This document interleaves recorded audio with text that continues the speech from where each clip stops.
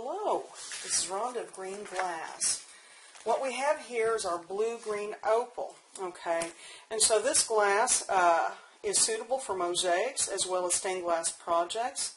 The glass, the best way I can describe it, it's got a light blue base with swirls of green and darker blue swirled throughout, and some white, I think, appears every once in a while. Now the glass is 1/8 of an inch thick and smooth on both sides.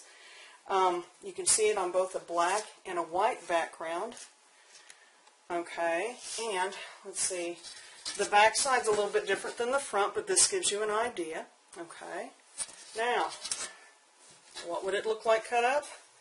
We have our tile shape sheet right here. Okay, and so you can see our diamond, our 2-inch triangle, and our largest border piece. Okay, and wherever the glass is cut is what appears in the piece of glass. So they may be different or vary slightly from piece to piece. So please keep that in mind when you are designing your project. Okay, now, how transparent is the glass? All right, there you have it. Blue-green opal. This is Rhonda of Green Glass. Thank you so much for listening.